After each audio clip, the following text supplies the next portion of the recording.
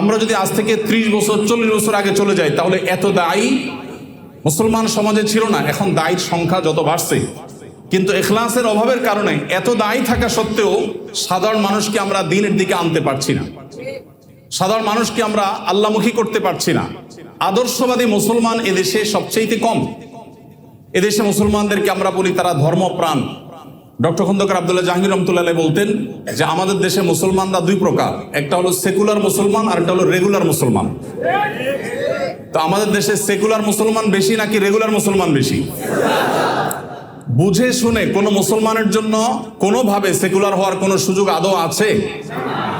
কিন্তু এই ধারণা আমাদের অনেকের নাই। তো রেগুলার মুসলমান, সেকুলার মুসলমানদেরকে যদি রেগুলার মুসলমান বানাইতে হয়, আদর্শবাদী মুসলমান যদি বানাতে হয়, তাহলে আমাদের দাওয়া হতে হবে দাওয়া বিল ইখলাস। আল্লাহর পথে আহ্বান হবে শুধুমাত্র আল্লাহকে খুশি করবার জন্য। আর এটা প্রমাণ হবে তখন যখন আমি নিজের দিকে দাওয়াত না দিয়ে দাওয়াত দিব কোরআন এবং সুন্নাহর দিকে, দাওয়াত দিব আমি ইসলামের দিকে, দাওয়াত দিব নবী সাল্লাল্লাহু আলাইহি ওয়াসাল্লামের আদর্শের দিকে।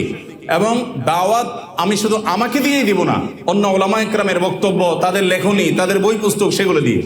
আমি আলহামদুলিল্লাহ নিজেকে এই জায়গায় সংশোধিত করবার জন্য, আমার নিজের আত্মশুদ্ধির জন্য পরিকল্পনা করে আমি কিছু কাজ করার চেষ্টা করি, আপনাদের সঙ্গে শেয়ার করার উদ্দেশ্য যাতে আপনারাও এরকম কোনো আইডিয়া বা আরো বেটার কোনো আইডিয়া আপনারা বের করতে পারেন।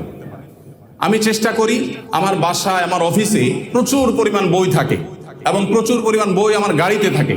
এখানে যে সমস্ত উলামায়ে কেরাম আছেন তাদের অনেক বই কিনতে কিনতে আমার ফতুর হওয়ার দশা। 10টা 20টা 30টা করে সবসময় কিনে রাখি আমি। যে আসে কোনো একজন মেহমান তাকে একটা বই দেওয়ার চেষ্টা করি। সাধারণত নিজের বই তো সবাই দেয়, কিন্তু অন্য আলেমের বই দেওয়া, এটার নজির আমাদের সমাজে খুব বেশি নাই। তো নিজের মনে না চাইলেও নফসকে সাইজ করবার জন্য পরিকল্পিতভাবে নফসের বিরুদ্ধে গিয়ে এই কাজটা আমি করার চেষ্টা করি। আমাদের পেজে হয়তো ভিডিও আমরা দিতে পারি না, কারণ কপিরাইটের ব্যাপার থাকে। এই কপিরাইটের ব্যাপারের কারণে অন্যদের ভিডিও দেওয়াটা কঠিন হয়ে যায়।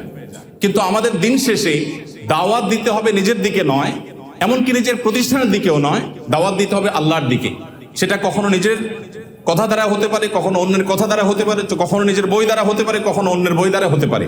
আল্লাহ রাব্বুল আলামিন আমাদেরকে ইখলাসের সাথে দাওয়াতি কাজ করার তৌফিক দান করুন।